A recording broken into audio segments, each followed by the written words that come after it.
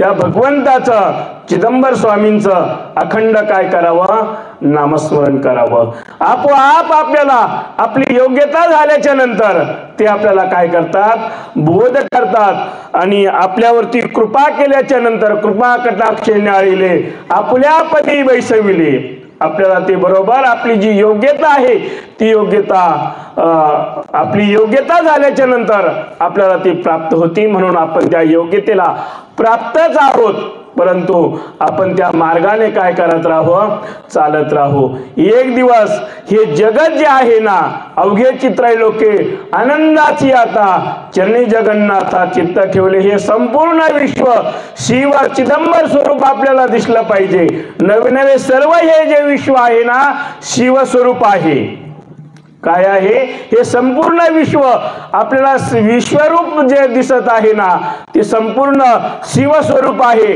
ते दिसण्यासाठी आपल्याला फक्त गुरुनी आपल्या मस्तकावरती हस्त ठेवला पाहिजे आणि गुरुनी आपल्या मस्तकावरती हात ठेवण्यासाठी आपली योग्यता त्या ठिकाणी झाली पाहिजे। मग आपली जर योग्यता जर प्राप्त करून घ्यायची असेल तर विचारसागर नावाचा एक ग्रंथ आहे, त्याच्यामध्ये सांगितलेलं आहे की जर आपण त्या गुरुला काय करायचं असेल तर आपल्या अंतःकरणामध्ये मल विक्षेप आणि आवरण तीन दोष आहेत।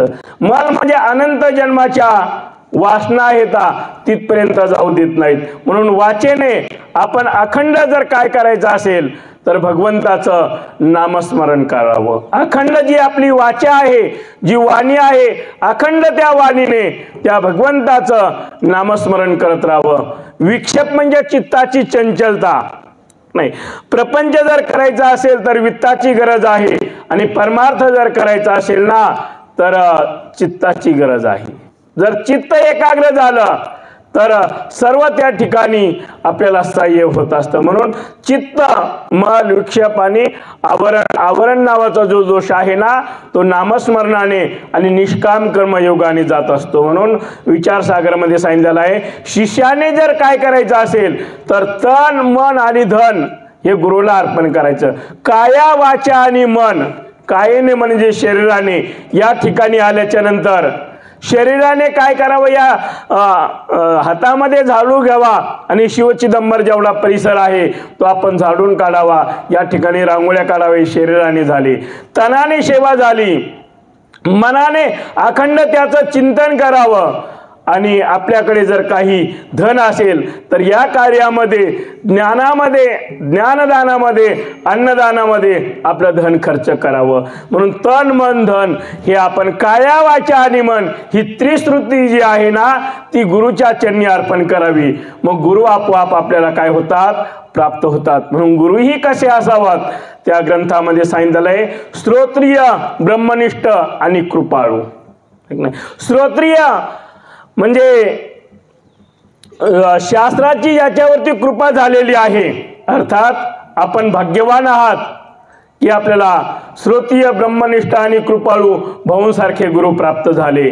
आम्हाला जयराम भवार कधी कधी सांगत असतात, वकील साहेब, की भाऊंनी कशी आमच्यावरती कृपा केली आणि कसं शून्यातून आम्ही या ठिकाणी उभे राहिलेलो आहोत। खरोखरच आम्ही अभागी आहोत, आम्हाला भाऊंचं नाही दर्शन झालं। प्रत्यक्ष स्वरूपाने जरी झालेलं नसलं तरी त्यांचं अप्रत्यक्ष स्वरूपाने त्यांच्या परंपरेमध्ये येऊन आम्हाला आनंद आहे। अप्रत्यक्ष स्वरूपाने, प्रतिमात्मक रूपाने किंवा ताईंचं का होईना आम्हाला जरी भाऊंचं झालेलं नसलं तरी ताईंचं दर्शन झालेलं आहे, ठीक नाही। म्हणून श्रोत्रिय, ब्रह्मनिष्ठ भाऊंसारखे आपल्याला गुरु प्राप्त झालेले आहेत। कोणतीही शास्त्रामधली शंका जर विचारली तर भाऊ सहजगत्य आपल्याला काय करायचे, ते निरसन करायचे। कृपाळू पाहिजेत, नुसते श्रोत्रिय असून उपयोग नाहीये। जर शिष्याविषयी जर त्यांच्या मनामध्ये तळमळ नसेल तर श्रोत्रिय असून उपयोग नाही, ते कृपाळू पाहिजेत आणि ब्रह्मनिष्ठ पाहिजेत। त्या ब्रह्मावरती त्यांची काय पाहिजे, निष्ठा पाहिजे। म्हणून आपलं अहोभाग्य आहे की भाऊंसारखे आपल्याला गुरु आहेत। भाऊंचं कार्य पुढे थांबू नये म्हणून ताईंनी सुद्धा त्याच जोराने या ठिकाणी जसे भाऊंच्या पावलावरतीच पाऊल ठेवून ताईंनी सुद्धा त्याच मार्गावरती काय केलेलं आहे, चाललेले आहेत। नाहीतर पहा, प्रापंचिकाच्या जीवनामध्ये जर थोडं जरी दुःख आलं तरी परमार्थ सोडून देतात काही काही प्रापंचिक लोक. पती गेले, पतीनंतर मुलगाही गेला. एखादा जर सामान्य ग्रस्त असतं तर म्हणलं असता कशाला देवदेव करायचा आहे, याच्यातून काय होतंय, माझं जे जीवन होतं सर्वस्व एक एक माझ्या जीवनामध्ये दुःख येत आहे. परंतु जसं जसं दुःख येऊ लागलं ना तसे तसे ताईंनी परमार्थ मार्गाकडे काय दिलेलं आहे, जोपासना केलेली आहे. तुम्ही आम्ही ताईंकडे पाहिलं पाहिजे की आपल्याला थोडं जरी दुःख आलं तरी आपण देवाचं नाव घ्यायचं काय करतो, सोडून देतो. तुमचा आमचा अनुभव आपण जर पाहिला तर थोडंसं जरी आपल्याला दुःख आलं तर म्हणतात कसला देव आणि कसलं काय. पण ताईवरती एवढं दुःख आलं, पतीही गेले, नंतर मुलगाही गेला, तरी सुद्धा त्याच जोमाने ताईंनी चिदंबर महास्वामींचं जे कार्य आहे ना त्या कार्यामध्ये अधिकाधिक काय करत आहेत त्या भरपाडत. पूर्ण महाराष्ट्रभर हे ताईंचं जे कार्य आहे ते यावत दिवा करू, जोपर्यंत चंद्र आणि सूर्य आहे ना तोपर्यंत हे कार्य चालू राहणार आहे आणि चालू राहत आहे, आजही आहे आणि भविष्यामध्ये राहणार आहे. कारण ते जे करून घेणारे जे असतात ना ते गुरु असतात. म्हणून जी सेवेसाठी निवडलेली ओवी आहे म्हणून जाणतेने, जाणता म्हणजे शहाणा, ऐक नाही, आपण म्हणतो तो जाणता माणूस आहे. शहाणा माणूस जसा मुळाला पाणी घातल्याच्या नंतर आपोआप झाड आणि फळे फुले काय होतात, सुशोभित होतात, टवटवीत होतात. तसं गुरुची सेवा केल्यानंतर, गुरु आपल्याला प्राप्त झाल्याच्या नंतर सर्व जे आहे ते आपोआप आपल्याला प्राप्त होतं. गुरु प्राप्त झाल्याशिवाय पूर्ण ज्ञान आपल्याला प्राप्त होत नाहीये. एक दृष्टांत देतो म्हणजे त्या माध्यमामधून तुमच्या लक्षामध्ये येईल. नामदेवरायांनी बालपणामध्येच भगवान पांडुरंगाला निवेद्याचा खाऊ घातला. अगदी 5 वर्षाचे नामदेवराय होते. एक दिवस दामाजी शेट्टी काही कामासाठी बाहेर गेले. शिंप्याचा धंदा होता, कपडे घेऊन काही बाहेर गावी गेले विकण्यासाठी. कणकाईने सांगितलं, नामा हा निवेद्य घे आणि भगवंताला दाखवून ये. आपणही निवेद्य दाखवतोच ना, खाऊ नाही घालत, फक्त दाखवतो. त्याने दाखवून ये आणि नामदेवरायांनी ताटामध्ये निवेद्य घेतला, गेले आणि भगवंताला म्हणे, देवा निवेद्य ग्रहण करा. आता ती पाषाणाची मूर्ती आहे. नामदेवरांना काय माहिती होतं की ही मूर्ती खाते का नाही खाते ते, पण एक बाल हट्ट आहे. देवा तू जर हा निवेद्य नाही खाल्लास तर मी तुझ्या पुढे डोकं फोडून घेईल म्हणले आणि डोकं खाली आपटू लागले नामदेवराय. तो मूर्तीमधून पाषाणाच्या भगवान पांडुरंग प्रगट झाले आणि तो निवेद्य खाऊ लागले. निवेद्य हातीचा मूर्ती जीवी. दुसऱ्या दिवशी नामदेवरायानंतर घरी आले. कणकाईने विचारलं, नामदेवा ताटामधला निवेद्य कुठे? सांगितलं, तू सांगितलं होतं साई देवाला खाऊ घाल, मी खाऊ घातला. अरे तुला खायचं असलं तर का आपण खोटं नको बोलू रे. ते म्हणे, नाही मी खोटं बोलत नाहीये. दुसऱ्या दिवशी नामदेवराया आणि दामाजी शेट्टी गेले आणि परत सांगितलं की आता नामा सांग बरं आज देव निवेद्य खातो का? त्याने आजही खाईल. जर नाही खाणार तर म्हणे मी देवाकडे देवाला विचारतो का खात नाही. दुसऱ्या दिवशी सुद्धा देवाला निवेद्य खावा लागला.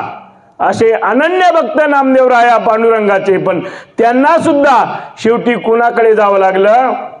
विशोबा खेचर यांच्याकडे पूर्ण ज्ञान प्राप्त करून घेण्यासाठी विशोबा खेचर यांच्याकडे औंढा नागनाथला जावं लागलं. मला सांगण्याचा अर्थ एवढाच आहे की देवाच्या अनन्य भक्ताजवळ असणारा, देवाची प्राप्ती करून घेण्यासाठी सर्व धडपड करतात, तो देव रात्रंदिवस जवळ असणारा, तो देव त्यांच्याशी काम करू लागणारा. पण त्या सुद्धा नामदेवरायांना कुणाची गरज पडली? गुरुची गरज पडली. सर्व संतांना काय झालेलं आहे? गुरुची गरज पडलेली नाही. गुरुशिवाय ते ज्ञान प्राप्त होऊ शकत नाही. चांगदेव महाराज 1400 वर्ष जगले. किती? 14 वेळा काळाला मागं पाठवलं. शेवटी समाधीमधून उत्थान झाल्याच्या नंतर ते जे प्रेत आहेत त्यांना उठून द्यायचे आणि त्या ठिकाणी मग एक वेळेस समाधी लावलेली आहे चांगदेव महाराजांनी. आणि समाधी लावल्याच्या नंतर त्या ठिकाणावरून निवृत्तीनाथ सोपान काका मुक्ताबाई चाललेले आहेत. मुक्ताईने विचारलं निवृत्तीनाथ महाराजांना की दादा हे प्रेत काय या ठिकाणी ठेवलेले आहेत. त्यांनी सांगितलं चांगदेव महाराज समाधीमधून उठले का या प्रेतांकडे कृपादृष्टीने पाहतात आणि हे उठून जातात. त्यांनी हे चांग्या कधी उठायचा तोपर्यंत त्यांनी एका कुत्र्याचं हाड घेतला आणि त्याच्यावरून फिरवलं. ते सर्व प्रेत उठून घरी गेले. मग चांगदेवांना अभिमान आला की माझ्यापेक्षा वयाने लहान असणारे कोण आहेत आपण पाहू. आणि ते चालले आळंदीला. एक पत्र लिहिण्यासाठी कागद हातामध्ये घेतला की आता या पत्रावरती काय लिहावा. लहान आहेत आपल्यापेक्षा तर त्यांना चिरंजीव लेवाता अधिकाऱ्याने मोठे आहेत. आपल्यापेक्षा पत्रामध्ये काय लिहावं म्हणून कोरं पत्र पाठवलं. शेवटी चांगदेव महाराज वाघावरती बसून आले. एकूण भिंतीवरती ज्ञानोबाराया बसून गेलेले आहेत. शेवटी चांगदेव महाराजांनी मुक्ताईला गुरु केलं. चांगदेव म्हणे आजी जन्म आलो गुरु पुत्र झालो मुक्ताईचा. मुक्ताई पाहिल्या तर 8 वर्षाच्या आहेत आणि चांगदेव महाराज पाहिले तर 1400 वर्षाचे आहेत. मग आता 1400 वर्षाचे मोठे का 8 वर्षाच्या मोठ्या नाही. ज्ञानाच्या दृष्टीने जर पाहिलं तर मुक्ताबाई मोठ्या आहेत आणि वयाच्या दृष्टीने पाहिलं तर चांगदेव महाराज वयाने मोठे आहेत. तरी सुद्धा त्यांनी गुरु कुणाला केलं मुक्ताईला केलं. ज्ञानदेव चांगदेव म्हणे आजी जन्म आलो गुरु पुत्र झालो मुक्ताईचा. म्हणून जीवनामध्ये गुरुला प्राप्त होणं किंवा गुरु करून घेणं हे आपल्या जीवनामध्ये अनन्यसाधारण महत्व आहे. म्हणून आपला अधिकार झाल्याच्या नंतर गुरु आपोआप येऊन आपल्याला काय होतात भेटतात प्राप्त होतात. जे गुरूंचं आपल्याला चरित्र पाहायचं आहे त्यांचं थोड्या वेळ आपण भजन करू आणि नंतर त्यांचं चरित्र पाहू. दिगंबरा दिगंबरा श्रीपाद वल्लभ दिगंबरा दिगंबरा दिगंबरा श्रीपाद वल्लभ दिगंबरा दिगंबरा दिगंबरा श्रीपाद वल्लभ दिगंबरा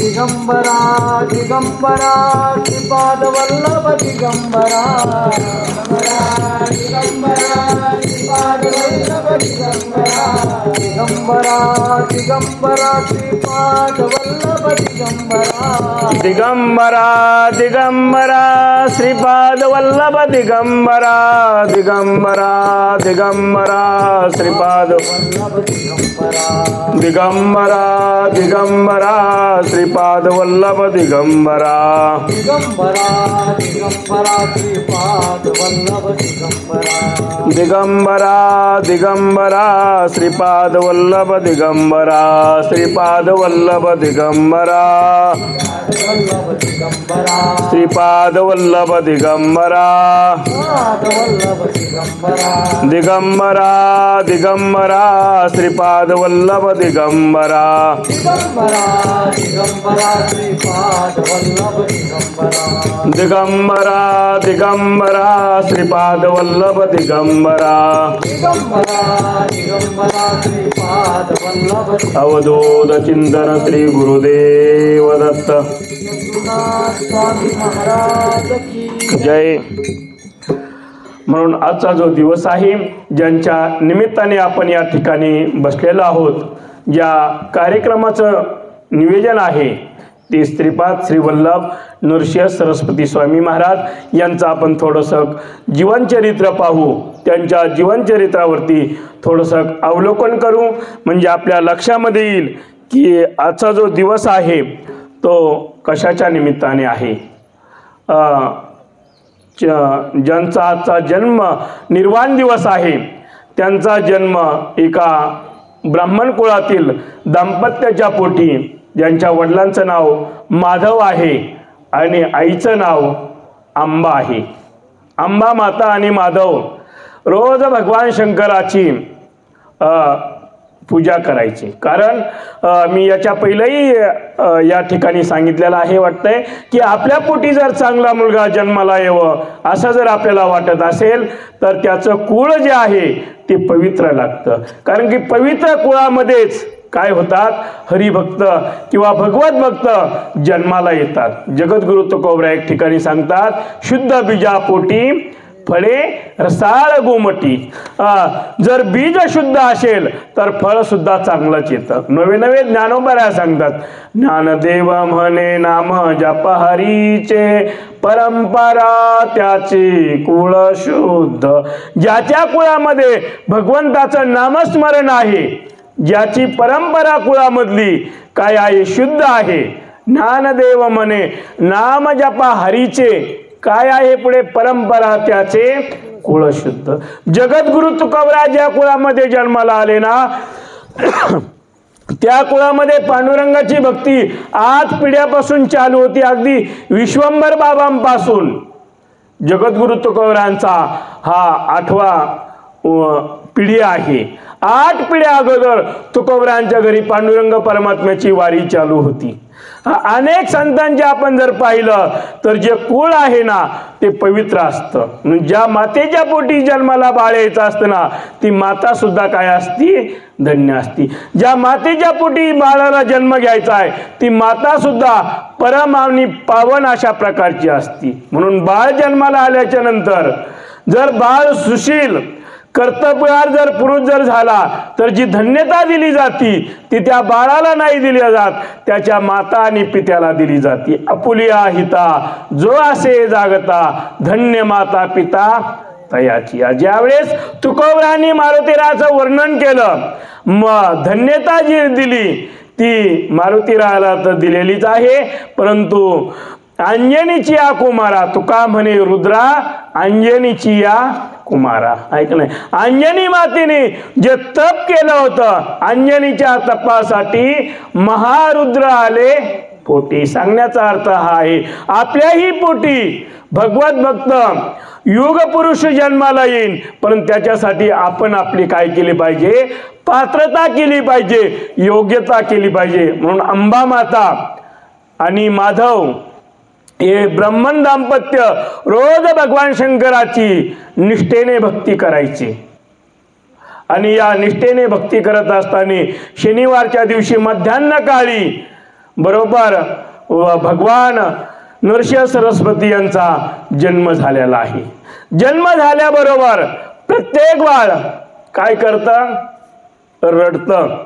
नाही, आपल्याला अनुभव आहे, नाही जरी रडलं तरी त्याला काय करतात, रडायला लावतात. ऐक ना, सिस्टर सांगतात की बाळ रडलं पाहिजे, श्वासोश्वास त्याचा आतमध्ये बाहेर गेला पाहिजे आणि रडल्यानंतर लवकर श्वासोश्वास आत बाहेर होतो, असं त्यांचं सांगणं आहे. म्हणून जे अवतारी पुरुष असतात, संत आणि देव जे असतात ना ते अवतारी पुरुष असतात. संतांचा अवतार आणि देवाचा अवतार हा लीला प्रधान असतो, ते लीला करत असतात. भगवान परमात्मा ज्यावेळेस जन्माला आले देवकीच्या उदरी आल्याबरोबर वसुदेवाला सांगितलं, मला इथे ठेवू नका, आता काय करा, मला गोकुळामध्ये नेऊन घाला. या ठिकाणी जर ठेवताल तुम्ही तर दुष्ट कंस जो आहे तो काय करेल, तुमच्या 6 बालकांना मारलेला आहे. 7वा योग मायेने रोहिणी मातेच्या गर्भामध्ये ठेवलेला आहे आणि मला आता लगेच काय करा, गोकुळामध्ये न्या. जन्म झाल्याबरोबर भगवान श्रीकृष्णाने काय केला, सांगितलं पित्याला, मला गोकुळाला न्या. जसं सांगितलं ना तद्वत माधव आणि अंबा यांच्या पोटी जो आलेला मुलगा आहे ना, जन्म झाल्याबरोबर जर काय केलं असेल त्यांनी तर ओंकाराचा जप केला. आपण तुमचा आमचा जन्म झाल्याबरोबर यावत सृष्टीमधले सर्व बालक जन्म झाल्याबरोबर रडतात, परंतु या बालकाचा जन्म झाल्याबरोबर हे जे बालक आहे ते ओमचा उच्चार करू लागलं. म्हणून आपणही 1 मिनिटं ओम नमः शिवायचा जप करू. नमः शिवाय, ओम नमः शिवाय, हर हर बोले नमः शिवाय.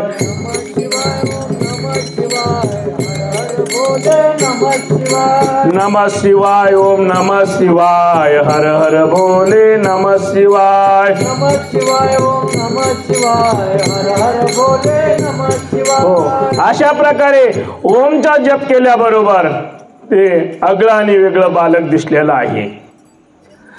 बालक बोलत नाही, 7 वर्षाचं झालेलं आहे. कौतुकाने अंबा माता त्याच्याकडे पाहिजे, बाळा तू काहीतरी बोल. तू बोलल्यानंतर तुमचं बोलणं ऐकण्यासाठी माझे कान जे आहेत ते आतुर झालेले आहेत.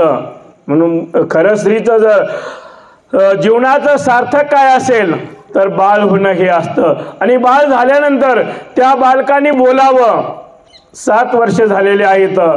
त्या बाळाचं नाव नरहरी ठेवलेलं आहे आणि नरहरी नावाने त्या बालकाला बोलू लागलेले आहेत. माधवनी सांगितलं आपण बाळाची मुंज करू, पण मुंज करण्यासाठी आपल्याकडे पैसे नाहीत, म्हणून काय करावं. एक लोखंडाचं उलथानं घेतलं, घरामधलं पिंडीवरती ठेवलं आणि ते सुवर्णाचं झालं. चरित्रामध्ये तुम्ही पाहून घ्या. ते 52 नंबरी त्याच्यामध्ये सांगितलेलं आहे. 52 कशी जे सोनं आहे, ज्याला आपण म्हणतो ना, जे 52 कसाचं सोनं आहे ना, ते प्राप्त झालेलं आहे. म्हणजे कोणत्याही लोखंडाला हात लावल्याबरोबर जसं लोखंडाला लागल्याबरोबर तसं सुवर्ण होतं, तसं लोखंडाला हात लागल्याबरोबर नरहरीच्या हातून सुवर्ण झालेलं आहे. मग माधवाने ठरवलं की बाळा तू बोल, कधी बोलशील. तेव्हा ते खुणेने नरहरी सांगायचे की माझे मौंजीबंधन करा, कारण तुमचा आमचा 2 वेळेस जन्म होत असतो. एकदा आईच्या गर्भामधून आणि एकदा गुरूंनी मंत्र दिल्याच्या नंतर. म्हणजे मुंज करणं हे आपल्या वैदिक परंपरेमध्ये आहे. गुरुच्या मुखातून जे नाव दिलं जातं ना, तिथपासून एकदा आपला जन्म होतो. म्हणून द्विज ज्याला म्हणतात, द्विज म्हणजे 2 वेळेस जन्म असतो. म्हणून दुसरा जो जन्म आहे तो मुंजीच्या माध्यमामधून, म्हणजे मुंज केल्यानंतर आपला परत जन्म होत असतो. असो घरामध्ये उत्सव ठेवलेला आहे. इतर जे त्यांचे लोक आहेत गावातील, ते त्यांची लोक चांगलं जर चाललं असेल तर त्याच्यामध्ये कुठेतरी उणीव पाहत असतात. म्हणतात माधव आता त्याच्या मुलाची मुंज करत आहे, आता त्याच्या मुलाला तो गायत्री मंत्र देईल, पण त्याला बोलता तरी येतंय का? कुणाला मंत्र द्यावा? ज्याला बोलता येतंय त्याला द्यावा. काही कुचेष्टा करू लागले लोक, काही निंदा करू लागलेले आहेत गावामध्ये. आणि माधवाने तर घरामध्ये मौंजीबंधनाचा कार्यक्रम ठेवलेला आहे. सर्व मंडळी बोलवलेली आहे. ब्राह्मण मंडळी, नातेवाईक सर्व आलेले आहेत आणि मुंजीचा दिवस ठरलेला आहे. मध्यान्ह मुहूर्तावरती मुंज झालेली आहे. ब्राह्मण देवतेने कानामध्ये जो प्रणव मंत्र आहे, जो गुरुमंत्र आहे, गायत्री मंत्र आहे, तो कानामध्ये दिलेला आहे. आणि प्रथम भिक्षा मागण्यासाठी मातेकडे नरहरी गेलेले आहेत. आणि मातेसमोर गेल्याबरोबर नरहरीने जोडी पुढे केलेली आहे. आणि जोडी पुढे केल्याच्या नंतर लगेच ऋग्वेदातील जे मंत्र आहेत भिक्षेचे, ते मंत्र नरहरी काय करू लागलेले आहेत? बोलू लागलेले आहेत. माता आश्चर्याने नरहरीच्या तोंडाकडे पाहू लागलेले. आश्चर्य घडलं की 7 वर्षापर्यंत न बोलणारा मुलगा आज बोलू लागलेला आहे. असे 4 वेळेस आईने भिक्षा दिली. 4ही वेदातले मंत्र नरहरी बोलू लागलेला आहे. सर्वांना आनंद झाला. नरहरीच्या नावाचा आणि भगवान दत्तात्रयाच्या नावाचा उद्घोष करू लागले आणि आश्चर्य घडू लागलं. कारण संतांचं चरित्र आणि देवांचं चरित्र याच्यामध्ये फरक आहे. कसं देवाचं जे चरित्र आहे ना, ते उच्चारणीय असतं.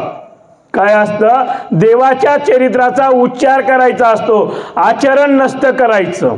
देवाच्या चरित्राचा उच्चारण करायचं असतं. भगवान श्रीकृष्णाच्या चरित्राचं उच्चारण करायचं आहे. चरित्र ते उच्चारावे, केले देवे गोकुळे. भगवान श्रीकृष्णाने जे चरित्र केलं आहे त्याचं उच्चारण करायचं, आचरण नाही करायचं. कारण त्याचं जर आचरण करायला गेलं तर आपल्याला शक्य नाही. त्याने 12 गाव अग्नी गिळला. कोणी? भगवान श्रीकृष्णाने. आपल्याला देवासमोर अगरबत्ती लावताना काडी जर आपल्या मांडीवर पडली तर ती सहन होत नाही, है की नाही? पार विजल्याली थोडी थिनगी पडली तरी ती आपल्याला सहन होते का? नाही. म्हणून देवाच्या चरित्राचं उच्चारण करायचं असतं, परंतु संतांच्या चरित्राचा उच्चारही करायचा आणि आचरणही करायचं. ज्ञानोबरांच्या चरित्राचं उच्चारणही करायचं आणि त्या चरित्राचं आचरणही करायचं. देवाच्या चरित्राचं नुसतं उच्चारण करण्यासाठी सांगितलेलं आहे, आचरण नाही करण्यासाठी सांगितलेलं. परंतु संतांच्या चरित्राचं उच्चारणही करायचं, चिदंबर महास्वामींच्या चरित्राचं उच्चारणही करायचं. चिदंबर महास्वामींनी ज्याप्रमाणे आपल्याला मार्ग दाखवलेला आहे, ज्याप्रमाणे परमार्थ मार्गाने परमार्थ पथकाने गेलेले आहेत, परमार्थ वाटेने गेलेले आहेत, त्याच वाटेने आपण चालायचं आहे. त्यांनी जे चरित्र केलेलं आहे त्याचं आपण आचरणही करायचं. भगवान ज्ञानोबा ज्या मार्गाने गेले त्या मार्गाने आपण जायचं. चिदंबर महास्वामी ज्या मार्गाने गेलेले आहेत त्याच मार्गाने आपण जायचं. सद्गुरू परमपूज्य भाऊ ज्या मार्गाने गेलेले आहेत, जो मार्ग आपल्याला नामाचा दिलेला आहे त्या नामाच्या मार्गाने जायचं.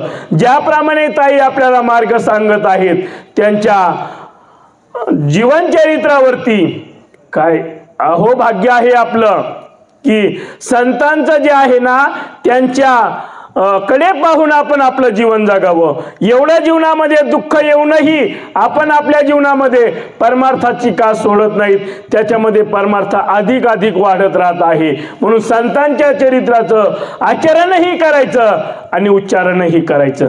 म्हणून अंबा मातानी सांगितलेलं आहे, लगेच नरहरीनी सांगितलेलं आहे, बाळा तू बोलू लागलास आता तू थांब इथे. नाही सांगितलं, आई तू सांगितलेलं आहे आता आम्ही जाणार आहोत, आम्ही या जगाचा उद्धार करण्यासाठी अवतार घेतलेला आहे.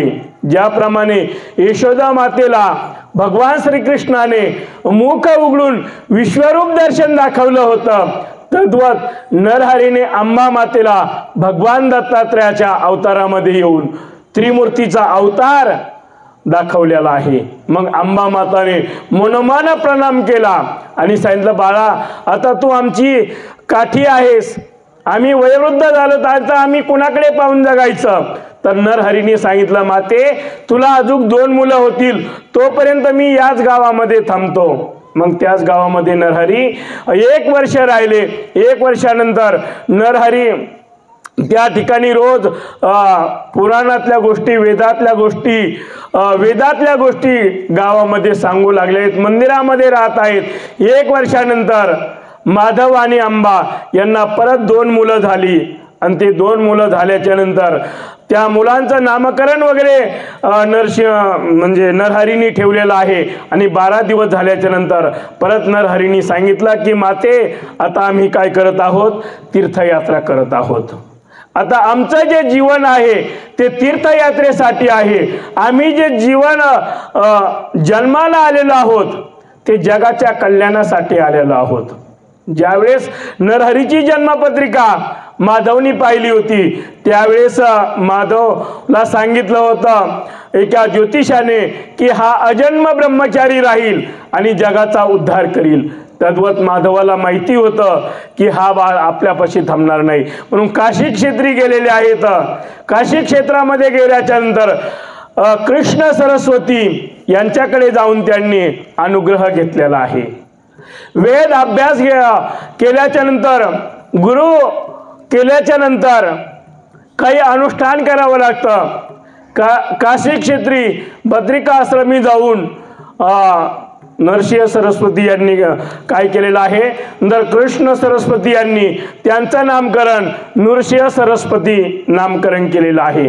कारण मी सुरुवातीला सांगितलं की आईने एक ठेवलेलं नाव या देहाला आणि नंतर गुरुनी एक ठेवलेलं नाव असतं. जे आई वडिलांनी नाव ठेवलेलं होतं ते नरहरी होतं आणि त्याच नरहरीचं नाव कृष्ण सरस्वती यांनी नरसिंह सरस्वती हे नामकरण ठेवलेलं आहे. नंतर अनेक तीर्थयात्रा करत पूर्ण तीर्थयात्रा करत आहेत. ते तीर्थयात्रा करत ते गाणगापूरला आलेले आहेत. नरसोबाची वाडी या ठिकाणी संगमावरती थांबलेले आहेत आणि त्या ठिकाणी त्यांच्या जीवनामध्ये अनेक त्यांनी त्या ठिकाणी चमत्कार केलेले आहेत. कारण साधू संत हे चमत्कार करत नसतात, परंतु चमत्काराशिवाय आम्ही नमस्कार करत आहे का नाही, काहीतरी दाखवावं लागतं. त्यांना दाखवण्याची गरज नसती, परंतु त्याशिवाय हा जो समाज आहे तो भक्ती मार्गाला लागत नसतो. एक दिवस काय झालेला आहे, भिक्षासाठी बाहेर निघलेले आहेत. एका मातोश्रीच्या दारामध्ये एक वांज म्हैस होती. त्या म्हशीच्या नाकामध्ये व्यसन लावलेली होती. वांज म्हैस असल्यामुळे ते तिला शेतामध्ये न्यायचे आणि त्या म्हशीकडून सर्व शेताचं काम करून घ्यायचे. मध्यान्ह काळी नरसिंह सरस्वती स्वामी महाराज गेलेले आहेत आणि भिक्षेसाठी गेल्याच्या नंतर सांगितलं, माते काहीतरी भिक्षा वाढ म्हटल्याच्या नंतर तिने सांगितलं, भिक्षेसाठी मी अन्न पदार्थ काही तयार करते, यतीश्वर तुम्ही थोड्या वेळ थांबा. म्हणले म्हैस आहे ना दारामध्ये, त्या म्हशीचं दूध काढा आणि मला द्या. ते सांगितलं त्या मातोश्रीने, नाही स्वामी यतीश्वर, ही जी म्हैस आहे ना ती वांज आहे, हिला आतापर्यंत एकही परडू झालेलं नाही, एकही याच्यापासून बाळ झालेलं नाही, ही वांज आहे. नाही म्हणे, तुम्ही पात्र घेऊन खाली बसा त्या म्हशीच्या, ती दूध देईल. आणि त्या ठिकाणी चमत्कार घडला. ती माता माऊली त्या ठिकाणी बसल्याबरोबर त्या म्हशीने काय दिलेलं आहे, दूध दिलेलं आहे आणि ते दूध भिक्षेमध्ये वाढलेलं आहे. असे अनेक चमत्कार नृसिंह सरस्वती स्वामी यांनी केलेले आहेत. एक शेतकरी रोज यायचा आणि स्वामींना नमस्कार करायचा. एक दिवस स्वामींनी सांगितलं, काय इच्छा आहे तुझी माग बरा, तू रोज येऊन मला नमस्कार करतो. काही नाही म्हणे स्वामी महाराज, माझं शेत आहे ज्वारीचं, ते मला भरपूर पीक यावं एवढंच मला वाटतं. म्हणे मग एक काम करतो, आता ते सर्व शेत आहे ना ते सगळं कापून टाक. मग ते गावामध्ये गेले, काही मजूर आणले आणि सर्व शेत कापायला. सगळं गाव नाव ठेवू लागलं त्यांना, अरे हातामध्ये कंस आलेले आहेत आता आणि सर्व शेत हे कापून टाकत आहेत. सर्व शेत कापून झालं. सांगितलं स्वामी महाराजांना येऊन की शेत कापून झालं. तिथपासून 8 दिवस सारखा पाऊस आला आणि सर्व इतर जे शेत होते, सर्व जे पिकं होते ते भूमिगत झालेले आहेत. आणि ज्यांनी हे शेत कापलेलं होतं ना, त्याच्यापासून आपण जसं गिन्नी गवत म्हणा किंवा ऊस कापल्यानंतर काय होतात, खालून परत पांगशा फुटतात त्याला, आणि त्याच्या 10 पट शेत, 10 पट धान्य, 1 पट येणारं होतं ना, 10 पट धान्य ते काय झालं, त्या शेतकऱ्याला प्राप्त झालं. कारण त्रिकाल ज्ञानी हे संत असतात. अनेक असे दृष्टांत आहेत. नृसिंह सरस्वती स्वामी महाराज यांचे अनेक दृष्टांत त्यांच्या जीवनामध्ये जर पाहिले आपण. म्हणून संतांच्या जीवनाचं आपण जर काय करायचं असेल तर उच्चारण करावं आणि आचरणही करावं. ज्ञानोबरांच्या जीवनाचं चरित्राचं उच्चारणही करावं आणि आचरणही करावं. जर उच्चारण जर केलं तर काय होतं, जगद्गुरु तुकोबरा सांगतात, पुण्यवंत व्हावे घेता सज्जनांची नावे. जर पुण्यवान व्हायचं असेल तुम्हाला, तर तुम्ही हरिमुखे म्हणा, तुमच्याकडे पुण्य जमा होईल. माऊली सांगतात हरिपाठामध्ये, हरिमुखे म्हणा, पुण्याची गणना कोण करी. कोणीतरी गणना करील एवढं पुण्य तुमच्याकडे होईल. पण जर पुण्यवान व्हायचं असेल, पुण्यवान वेगळा आणि पुण्यवंत वेगळा. एकदा देवाचं नाव घेतल्यानंतर आपण पुण्यवान होऊ, पण अनेक जर देवाचं आणि पुण्यवंत जर व्हायचं असेल, जसं धनवान वेगळा आणि धनवंत वेगळा. धनवान ज्याच्याकडे थोडं धन आहे त्याला धनवान म्हणतात, आणि धनवंत ज्याच्याकडे अगणित धन आहे त्याला धनवंत म्हणतात. मग जसं पुण्यवान वेगळा आणि पुण्यवंत वेगळा, जर पुण्यवंत जर व्हायचं असेल तर आपण काय करावं, संतांच्या नावाचा जप करावा. संतांच्या नावाचा जर आपण जप केला तर निश्चितच आपल्याला काय होतं, पुण्य प्राप्त होतं. म्हणून आजचा जो दिवस आहे खूप महान असं पर्वकाळ आहे. म्हणून ज्या संतांची आज जन्मदिवस आहे त्या संतांचं आपण 2 मिनिटं भजन करू. निवृत्ती ज्ञानदेव सोपान मुक्ताबाई, एकनाथ नामदेव तुकाराम. निवृत्ती ज्ञानदेव सोपान मुक्ताबाई, एकनाथ नामदेव तुकाराम. निवृत्ती ज्ञानदेव सोपान मुक्ताबाई, एकनाथ नामदेव तुकाराम. निवृत्ती ज्ञानदेव सोपान मुक्ताबाई, एकनाथ नामदेव तुकाराम. एकनाथ नामदेव तुकाराम. एकनाथ नामदेव तुकाराम. एकनाथ नामदेव तुकाराम, नामदेव तुकाराम, निवृत्ती ज्ञानदेव सोपान मुक्ताबाई एकनाथ नामदेव तुकाराम, निवृत्ती ज्ञानदेव सोपान मुक्ताबाई एकनाथ नामदेव तुकाराम. आजचा जो दिवस आहे तो निवृत्तीनाथ महाराज यांचीही जयंती आहे, म्हणून आपण त्यांच्या नावाचा थोडा जप केला. त्या नावाचा जर जप केला आपलं तर अहोभाग्य आहे. आपण जे भगवान चिदंबराचं नाव घेत आहोत ते इतर नावापेक्षा कैक पटीने श्रेष्ठ अशा प्रकारचं नाव आहे. म्हणून आपण अहोभाग्य आहोत की आपण भगवान चिदंबर महास्वामींचा नावाचा अखंड जप करत असतो. म्हणून संतांच्या नावाचा जर जप केला तर आपण पुण्यवंत होतो. संतांच्या चरित्राचा जरी उच्चारण केला आपण तरी आपल्याला अगणित असं पुण्य प्राप्त होतं. म्हणून भगवान नृसिंह सरस्वती ज्या ठिकाणी राहत होते त्या ठिकाणी अनेक प्रसंग त्यांच्या जीवनामध्ये आलेले आहेत. एक वेळेस काय झालं, भिक्षेला चाललेले आहेत, गावामध्ये भिक्षेला गेलेले आहेत. भिक्षेला गेल्याच्या नंतर एका ब्राह्मण दाम्पत्याच्या घरी भिक्षेला गेले आणि भिक्षा मागितली. भिक्षा मागितल्याच्या नंतर घरामध्ये काही नाही. त्यांनी सांगितलं हा गेवड्याचा वेल आहे या ठिकाणी आणि या वेलाच्या शेंगा आम्ही काढतो विकतो आणि याच्यावरती आमची उपजीविका भागते असं सांगितलेलं आहे. त्यांनी सांगितलं मग मला भिक्षेमध्ये काय देणार आता. त्यांनी सांगितलं गेवड्याच्या शेंगा देऊ. मग स्वामींनी काय केलं, तो वेलच काय केला, उपटून काढला. वेल उपटून काढल्यानंतर ती ब्राह्मण पत्नी जी होती ती यतीश्वरांना म्हणजे नृसिंह सरस्वती स्वामींना अपशब्द बोलू लागली आणि यतीश्वर त्या ठिकाणावरून निघून गेलेले आहेत. निघून गेल्याच्या नंतर त्या ब्राह्मणाने विचार केला आता हा वेलच उपटून टाकलेला आहे, आता आपण काय करू, हा मुळासकट खांदून काढू. आणि खांदण्यासाठी त्यांनी काही अवजारं घेतलेले आहेत. थोडा खड्डा खांदला आणि खड्डा खांदल्याच्या नंतर खाली जर पाहतात तर खाली काय लागलेलं आहे, धन लागलेलं आहे. म्हणून संतांची जी कृपादृष्टी असती, संतांचं जे जीवनचरित्र असतं ना ते आगळं आणि वेगळं अशा प्रकारचे असतं. म्हणून अनेक यांनी नृसिंह सरस्वती स्वामी यांनी अनेक त्यांच्या जीवनामध्ये चरित्र केलेले आहेत. हे भगवान दत्तात्रयाचे द्वितीय अवतार आहेत. म्हणून अनेक संत जे जन्माला येत असतात केवळ आणि केवळ तुमचा आमचा उद्धार व्हावा म्हणून या ठिकाणी जन्माला येत असतात. अवतार तुम्हा धराया कारण उद्धरया जन जडजीव. तुमचा आमचा उद्धार व्हावा. तुम्ही आम्ही खऱ्या सुखापासून अलिप्त आहोत. खरं जे सुख आहे ते आपण या विषयामध्ये पाहत आहोत. जे पंचविषय आहेत शब्द स्पर्श रूप रस आणि गंध, याच्यामध्ये आपण जे सुख पाहतो हे वास्तविक सुख नाहीये, हे अगदी क्षणिक सुख आहे. परंतु प्रत्येक संसारिक या विषयामध्ये सुख पाहतो. नवे नवे तुकोबऱ्या सांगतात याच्यामध्ये सुख नाही असं नाहीये, याच्यामध्ये सुख आहे परंतु ते किती आहे, अगदी जवसा एवढं आहे. सुख पाहता जवा पाडे दुःख पर्वता एवढे. संसारामधलं जे सुख आहे अगदी जवसा एवढं आहे. जवसा एवढं आपण जर ते सुख उपभोगलं कोणता विषयाचं तर त्या विषयाच्या सुखापासून अगदी आपल्याला थोडं सुख प्राप्त होईल.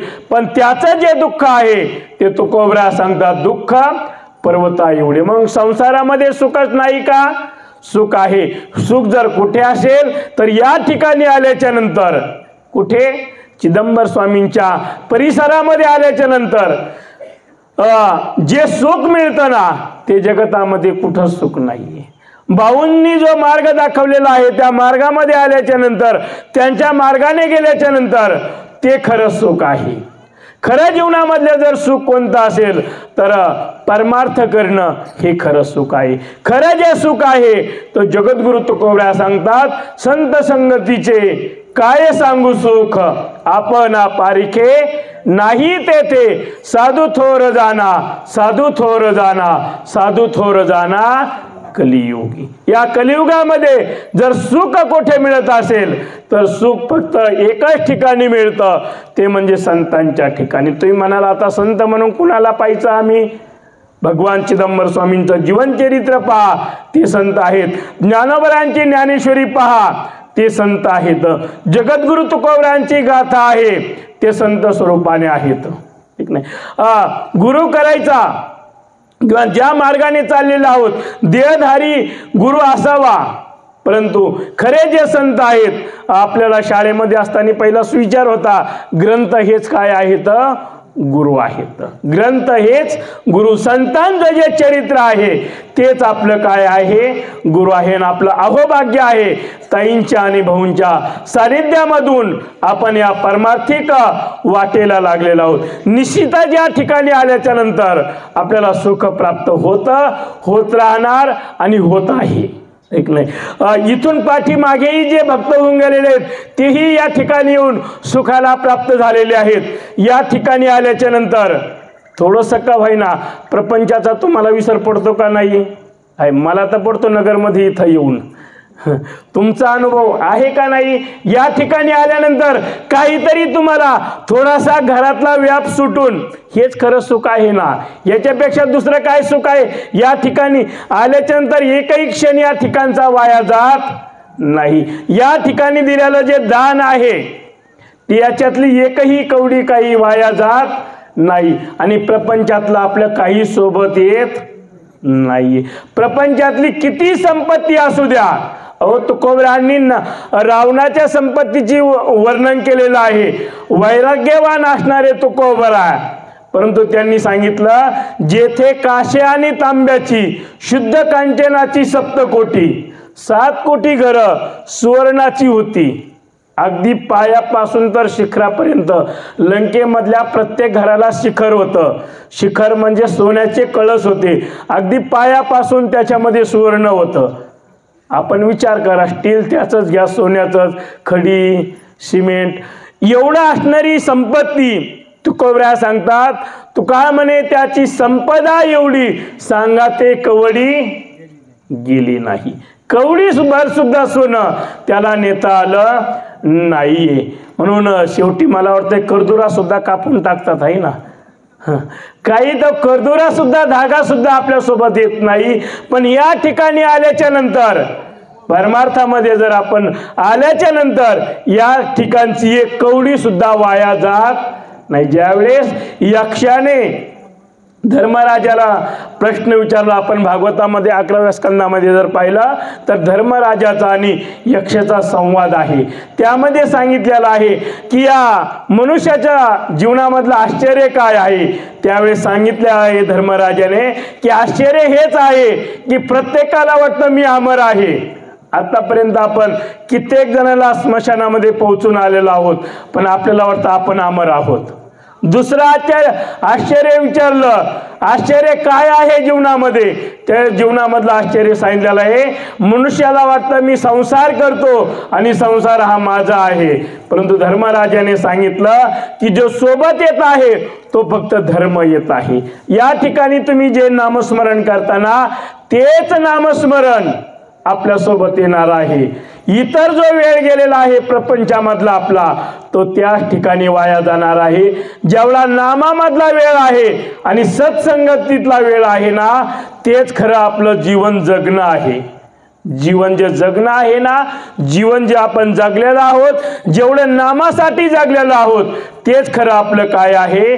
जीवन आहे. म्हणून सतत अखंड साधू संत आहेत ना, ते अखंड भगवंताचं काय करतात? नामस्मरण करतात. नवीन तुकोबरा सांगतात, शिंक जांभळी खोकला इतका वेळ वाया गेला. शिंक आली, जांभळी आली, ढेकर आला, एवढ्याच वेळेस तुकोबरा सांगतात माझा वेळ वाया गेला. याच्या व्यतिरिक्त जो वेळ आहे ना, तो मी सर्व नामस्मरणामध्ये घातला. दिन रजनी हाची धंदा, ऐक नाही, गोविंदाचे पवाडे. तुम्ही आम्ही फक्त शिंक जांभळी ढेकर आल्याच्या नंतरच देवाचं नाव घेतो. ऐक नाही, तीही जर जांभळी आली तर काही आई ग आई गण बाबो बाबो करतात. त्याच्यात राम राम म्हणत नाहीत. म्हणून आपला वेळ जो आहे जास्तीत जास्त जर कशामध्ये जायचं असेल तर प्रपंच सोडायचा नाहीये, प्रपंचामध्येच राहायचं. प्रपंच कोणी सोडण्यासाठी सांगितलेलं नाही. तुम्ही सांगता सारखं नामस्मरण करायचं मग प्रपंच सोडायचं का? नाही, प्रपंचामध्येच राहायचं पण भगवंताचं नामस्मरण करायचं. असोनी संसारी जिव्हे वेग करी, वेदशास्त्र उभारी. बाह्य सदा एक दृष्टांत देतो म्हणजे तुमच्या लक्षामध्ये येईल. सावता महाराज सगळ्या पंढरपूरला दिंड्या जातात, परंतु पंढरपूरची दिंडी सावतोबऱ्यांकडे जाते. का? सावतोबरा कधीच पंढरपूरला गेले नाही. ज्या ठिकाणी राहत आहेत, ज्या शेतामध्ये राहत आहेत, त्या शेतामध्येच, त्या शेतातल्या अवजारालाच, त्या शेतातल्या फळभाज्यांनाच विठ्ठलाचं काय दिलं? नाव दिलं. आपण भजनामध्ये अभंग म्हणतो, कांदा मुळा भाजी अवघी विठाबाई माझी, लसूण मिरची कोथंबिरी अवघा झाला हा मोठ नाडा विहीर दोरी, अवघी व्यापिली पंढरी. ऐकणे सावत्याने केला मळा विठ्ठल पायी. आपणही आपल्या कामधंद्यामध्ये राहायचं. कोणत्याही क्षेत्रामध्ये राहा, नोकरी क्षेत्रामध्ये, अन्य क्षेत्र असेल, कोणाचं इंजिनिअरिंग असेल, कोणाचं शिक्षण क्षेत्र असेल, कोणाचा व्यवसाय क्षेत्र असेल, त्याच्यामध्ये राहायचं, काम करायचं. पण मुख्य उद्देश जर आपला काय ठेवायचा असेल तर भगवंताशी आपलं नातं आहे. कामामध्ये काम, काही म्हणा राम राम, जाईल भवश्रम, सुख होईल दुःखाचे. पोटापुरते काम. जगद्गुरु तुकोबरा सांगतात, आळशी साधू संतांनी बनवलेलं नाही आपल्याला. आपल्याला साधू संतांने कर्तृत्ववान बनवायला सांगितलेलं आहे. पोटापुरते काम, अगत्य तो राम. ऐक नाही, पोटापुरतं काम करा, कारण देरे हरी पलंगावरी असं होऊ शकत नाही आणि होतही नाही. हरी कधीच पलंगावरती देत नाही, कारण भगवंताने सांगितलेलं आहे, मी तुला कर्माचं स्वातंत्र्य दिलेलं आहे. भगवान परमात्मा गीतेमध्ये सांगतात, कर्मण्यवाधिकार असते महाफलेषु कदाचन. अर्जुना, मी प्रत्येक मनुष्याला कर्माचं स्वातंत्र्य दिलेलं आहे. मग त्या स्वातंत्र्याचा त्यांनी कसा उपयोग करायचा ज्याचे त्यांनी ठरवायचं. पण त्या भगवंताने आपल्याला कर्माचं स्वातंत्र्य दिलं. आपण त्या स्वातंत्र्याचा उपयोग स्वैराचारासाठी करू लागलेलो आहोत. एका म्हणजे एक दृष्टांत संग्रहामध्ये एक दृष्टांत आलेला आहे. कर्माचं आपल्याला स्वातंत्र्य दिलेलं आहे. दोन समोर आपल्याला ग्लास भरून ठेवलेले आहेत. एक दुधाचा आहे आणि एक मदिरेचा आहे. मग तो कोणता ग्लास घ्यायचा तो आपल्या हातामध्ये आहे. जर दुधाचा ग्लास घेतला तर आपण दष्टपुष्ट होऊन शरीर आपलं चांगलं होईल. आणि जर मदिरेचा ग्लास आपण जर त्याच्यामधला घेतला तर निश्चितच आपलं जीवन बर्बाद झाल्याशिवाय राहणार नाही. आपल्या जीवनाची, आपल्या शरीराची सर्व समाज निंदा केल्याशिवाय राहणार नाहीये. म्हणून आपण स्वातंत्र्य आहोत कर्मामध्ये. आपण त्या स्वातंत्र्याचा उपयोग स्वैराचारासाठी न करून आपण त्या स्वातंत्र्याचा उपयोग कशासाठी करावा? निश्चितच आपण त्या भगवंताच्या नामस्मरणासाठी करावं. कारण आपलं जे आयुष्य आहे ना ते अगदी क्षणिक आहे. क्षणभंगुर नाही भरवसा, वारे सावध सोडा माया आशा, काही न चले मग गळा पडल फासा, पुढे हुशार थोर आहे वळसागा, राम राम स्मरा आधी. जगद्गुरु तुकोबरायांनी अन्य संतांनी सांगितलंय राम राम स्मरा आधी सांगितलंय. आधी कधी? झोपण्याच्या आधी राम राम म्हणायचं. झोप चांगली लागेल. झोपेतून उठल्याबरोबर आपण काय करावं? आपल्या हातामध्ये दिव्य शक्ती आहे. झोपेतून उठल्यानंतर आपण आपले हात आपल्या हातावरती चोळावेत आणि एक मंत्र दिलेला आहे, कराग्रे वसते लक्ष्मी. हा जर मंत्र म्हटलं तर आपण आपल्या हाताचं दर्शन घेतलं तर ती जी शक्ती आहे आपल्या डोळ्यामध्ये उतरते. नंतर आपण ती शक्ती भूमीला वंदन करावं, कारण आपल्या नेत्रामध्ये एवढी शक्ती आहे ना, ती शक्ती कशामध्येच नाहीये. एक वेळेस काय झालं, महाभारताचं युद्ध चालू होतं. महाभारताच्या युद्धामध्ये दुर्योधनाला सांगितलं की तू वज्रदेही होशील, परंतु तुला मातेकडे जावं लागल. मग हे खरं कोण सांगेल म्हणे? धर्मराजाकडे गेले. धर्मराजा जर पाहिला तर विरोधी आहे, तरी सुद्धा धर्माने खरं सांगितलं की दुर्योधना, तू गांधारीच्या समोर जर गेलास तर निश्चितच तू वज्रदेही होशील. मग दुर्योधन नग्न अवस्थेमध्ये गांधारी समोर गेलेला आहे. परंतु गांधारी समोर जाताना भगवान श्रीकृष्ण वाटेमध्ये भेटले आणि सांगितलं, दुर्योधना, या अवस्थेमध्ये तू तू गांधारी समोर नग्न अवस्थेमध्ये जाणे उचित नाही. कमरेला काही फुलाची माळा बांध. तीच माळा कमरेला बांधलेली आहे आणि समोर दुर्योधन गेलेला आहे गांधारी मातेसमोर. गांधारी मातेला ज्यावेळेस समजलं होतं की आपला पती अंध आहे, त्या दिवसापासून गांधारी मातेने काय केलं होतं, डोळ्यावरती आहे का नाही, जर आपल्या पतीला दिसत नाही तर मलाही जगत पाहायचं नाही, असं गांधारी मातेने पाहण्यासाठी ठरवलं होतं. मी सांगत होतो की डोळ्यामध्ये किती शक्ती आहे. आताच्या ठिकाणी हरिभक्तीपरायण परमपूज्य आदरणीय आमच्यावरती बंधुवत प्रेम करणारे महेशजी महाराज खाटेकर, तेही आज या ठिकाणी प्रवचन सेवेसाठी उपस्थित राहिलेले आहेत. सर्व भक्तांच्या वतीने त्यांनाही अभिवादन करतो आणि प्रवचन सेवा थोड्या वेळ चालू राहू देतो. गांधारी मातेला वर प्राप्त झाला होता की तू जर नखशिकांत जर पाहिलं तर दुर्योधनाचा देह काय होईल, वज्रदेही होईल. नखशिकांत गांधारी मातेने दुर्योधनाकडे पाहिलं आणि पाहिल्याबरोबर सर्व देह तिचा काय झाला, दुर्योधनाचा तिने पाहिल्याबरोबर वज्रदेही झाला. ती कशाची ताकद होती, डोळ्यामधली होती. म्हणून आपणही उठल्याबरोबर व्हॉट्सअप, फेसबुक, इंस्टाग्राम कोणी काय मेसेज पाठवलेत, माझ्या सकट सांगतो महेश महाराज, आहे का नाही, हे न पाहता आपण काय पाहावं, भगवंताचं चिंतन करावं. आणि भगवंताचं चिंतन केल्यानंतर निश्चितच आपला दिवस जो आहे ना तो चांगला जाईल. या डोळ्यामध्ये खूप अशी ताकद आहे. कालेवन जर कशाने मेला असेल तर मुचकुंदाने, फक्त आता सांगण्यासाठी जास्त वेळ नाही, आपली वेळ संपुष्टात आलेली आहे. मुचकुंदाने झोपेतून उठून नुसतं कालयवनाकडे पाहिलं तर उभा कालयवन काय झाला, भस्म झाला. अनेक दृष्टांत सांगता येतील. म्हणून आपणही उठल्यानंतर राम राम स्मरा आधी, म्हणून उठल्याबरोबर जमिनीवर पाय ठेवण्याच्या अगोदर रामाचं भजन करावं. जेवण करण्याच्या आधी राम राम स्मरा आधी. आपण जर जेवण करायचं असेल, प्रत्येक घासाला जर राम राम म्हटलं तर निश्चितच जेवण न होता तो प्रसाद होईल. राम म्हणता ग्रासो ग्रासी, तो जेविला उपवासी. ऐक नाही, प्रत्येक घासाला जर आपण राम राम म्हटलं तर निश्चितच आपल्याला ते उपवास घडेल. म्हणून जर आपण तीर्थयात्रेला निघलोत आणि प्रत्येक पाऊलाला जर आपण राम राम म्हटलं तर प्रत्येक पाऊलाला आपला यज्ञ होईल. राम म्हणता वाट चाली, यज्ञ पाऊला पाऊली. अनेक याच्यावरती आपल्याला दृष्टांत सांगता येतील. परंतु आजचा जो दिवस आहे तो स्वामी नरसिंह सरस्वती स्वामी महाराज यांचा प्रयाण काळाचा आहे.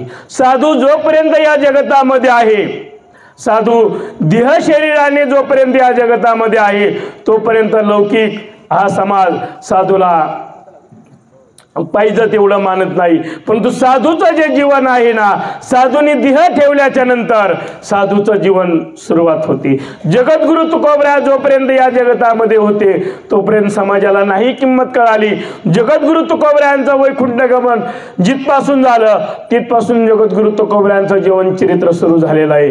ज्ञानोबरायांनी समाधी घेतल्याच्या नंतर ज्ञानोबरायांचं जीवन चरित्र सुरू झालेलं आहे.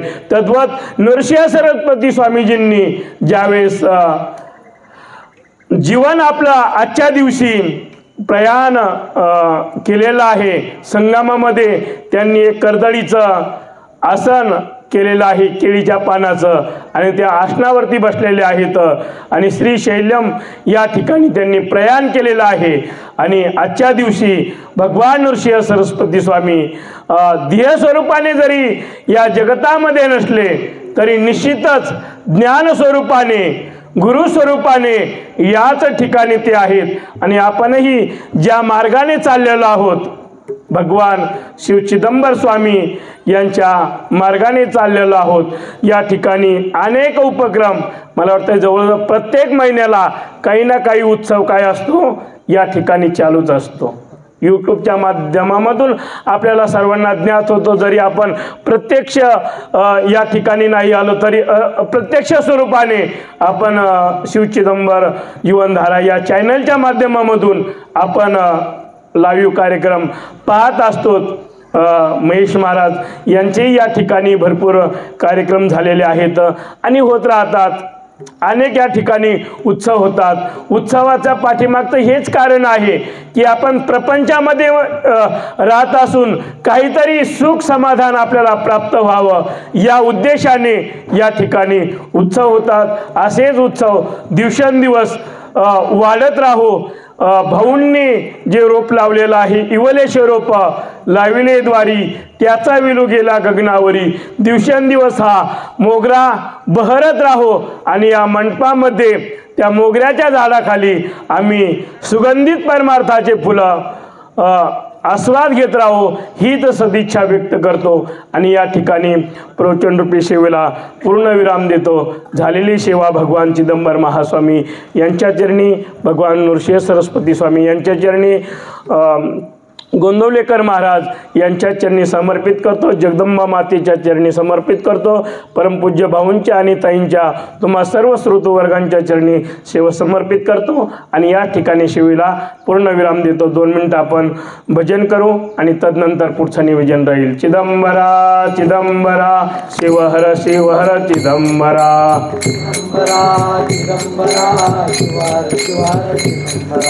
चिदंबरा चिदंबरा शिवहर शिवहर चिदंबरा,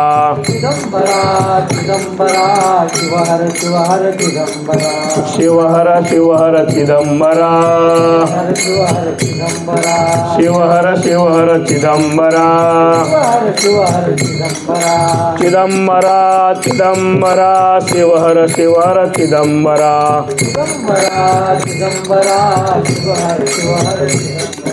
चिदंबरा चिदंबर शिवहर शिवहर चिदंबरा,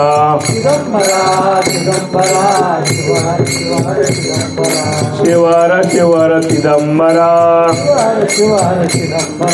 शिवहर शिवहर चिदंबरा, चिदंबरा चिदंबरा शिवहर शिवहर चिदंबरा,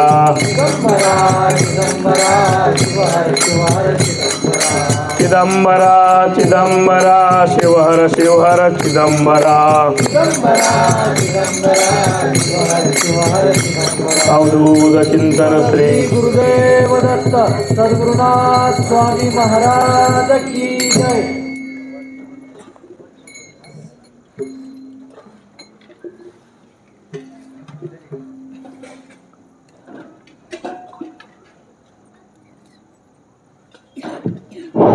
शिव चिदंबर चिदंबर नमस्तेस्तु चिंतितार्थ प्रदायिने औदुंबर सदावास चिदंबर नमोस्तुते। चिदंबर स्वरूप सद्गुरु भाऊंच्या कृपेनं परमपूज्य गुरुवर्य ताईंच्या आशीर्वादानं संपन्न होत असलेला हा श्री गुरु प्रतिपदा उत्सव हरिभक्तपरायण श्री घुले महाराज यांनी आजच्या या गुरु प्रतिपदा उत्सवाच्या सत्संगाच्या निमित्तानं आपणास माघ महिन्याचं महात्म्य की ज्या माघ महिन्याचं पुराणात सगळीकडं अत्यंत गौरवपूर्ण उल्लेख झालेला आहे। माघ स्नानाचं सुद्धा अनोखं महत्त्व आहे आणि या माघ महिन्यामध्ये अनेक संतांच्या, महापुरुषांच्या आणि परमेश्वरी अवतारांच्या जयंती आणि पुण्यतिथी आहेत।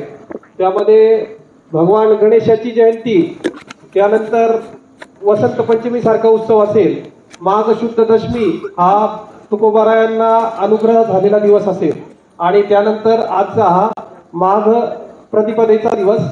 तर आजच्या या दिवशी भगवान दत्तात्रयांचे द्वितीय अवतार श्री नृसिंह सरस्वती स्वामी महाराज यांचा निजानंद गमन दिवस सोहळा, त्याचबरोबर संतश्रेष्ठ निवृत्तीनाथ महाराज यांचा जयंती सोहळा आणि त्याचबरोबर महाराष्ट्रामध्ये ज्यांनी अत्यंत चांगल्या पद्धतीने वारकरी परंपरेचा विस्तार केला असे वैकुंठवासी जोग महाराज यांचा पुण्यतिथीचा सोहळा सुद्धा आजचा। तर आजच्या या पवित्र दिवशी भगवान दत्तात्रेयांचं चरित्राचं अत्यंत संक्षिप्तपणे आणि अत्यंत चांगल्या पद्धतीनं महाराजांनी वर्णन केलं. ब्राह्मण कुळामध्ये झालेला हा दत्तगुरूंचा अवतार, मूळ नाव नरहरी आणि त्यानंतर नृसिंह सरस्वती स्वामी महाराज या नावानं ते जगविख्यात झाले. नरसोबावाडी आणि गाणगापूर हे त्यांचं मुख्य लीला क्षेत्र राहिलं. त्यांच्या प्रमुख लीला नृसिंहवाडी आणि गाणगापूर या भीमा अमरच्या संगमाच्या काठी झाल्या. त्याचबरोबर औदुंबर क्षेत्र असेल तर अत्यंत पवित्र असा हा अवतार परमपूज्य ताई आणि परमपूज्य भाऊंचं खरं तर आराध्य दैवत हे भगवान दत्तात्रेय. भगवान दत्तात्रेयांचाच साक्षात्कार परमपूज्य भाऊंना झाला आणि त्यांनीच दिलेल्या आज्ञेनुसार चिदंबरम महास्वामींच्या कार्याचं प्रचाराचं आणि प्रसाराचं कार्य परमपूज्य भाऊंनी केलं. तर त्यामुळं चिदंबरम महास्वामी देवस्थान जे स्थापन केले भाऊंनी, तर त्या सर्वांमध्ये दत्तगुरूंच्या परंपरेचीच त्यांनी सर्व परंपरा त्यांनी लावून दिलेली. त्यामुळं दत्तगुरूंचे पंचपदी असेल किंवा या गुरुप्रतिपदेसारखे उत्सव असतील अत्यंत उत्साहानं साजरे केले जातात. आजच्या या प्रवचनाच्या माध्यमातून महाराजांनी गुरूंच्या या लीलांचाही आपणास थोडक्यात उल्लेख करून दिला आणि त्यांनी एक अत्यंत महत्वाचं वाक्य सांगितलं की गुरु सदैव आपल्यावर लीला करण्यासाठी तयार असतात, परंतु शिष्यांनी आपली योग्यता वाढवली पाहिजे आणि जर शिष्य योग्यता वाढवून त्या योग्यतेला पोहोचू शकला तर गुरु निश्चितच त्याच्यावर कृपा करायला तयार असतात. तर या योग्यता आपल्या वाढण्यासाठी सद्गुरूंनी जो दाखवलेला मार्ग आहे नामस्मरणाचा, तो अत्यंत निष्ठेने आपण करावयास हवा. तर अत्यंत अशा या सुंदर चिंतन सादर केल्याबद्दल श्री गुले महाराजांचं चिदंबर सेवा समितीच्या वतीनं आभार व्यक्त करण्यासाठी श्री महेश अवसरकर सर, चिदंबर भक्त श्री महेश अवसरकर सर यांना विनंती आहे व्यासपीठावर यायचंय. महाराजांचं श्रीफळ पुष्पहार घालून त्यांनी आभार व्यक्त करायचे. चिदंबरा चिदंबरा शिवहर शिवहर चिदंबरा,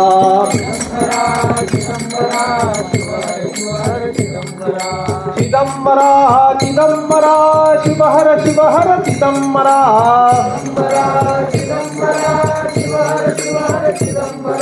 चिदंबरा. अवधूत चिंतन श्री गुरुदेव दत्त सद्गुरुनाथ स्वामी महाराज की जय. त्याचबरोबर परमपूज्य गुरुवर्य ताईंच्या सूचनेनुसार येत्या 3 मार्च रोजी माघ वद्य सप्तमीच्या पुण्यपर्वावर गजानन महाराजांचा प्रगट दिन या चिदंबर महास्वामी देवस्थान येथे संपन्न होईल. तर त्यानिमित्त दुपारी याच पद्धतीनं 4 वाजता हनुमान चालीसा पाठ, त्यानंतर 4:30 वाजता हरिभक्त पारायण श्रीकांत महाराज गागरे चिंचोली यांचं प्रवचन आणि त्यानंतर आरती महाप्रसाद असं या कार्यक्रमाचं स्वरूप असेल. तर सर्व चिदंबर भक्तांना याच कार्यक्रमाच्या निमित्तानं या पुढील आगामी कार्यक्रमाची सुद्धा सूचना सर्वांनी या कार्यक्रमाला उपस्थिती लावावी.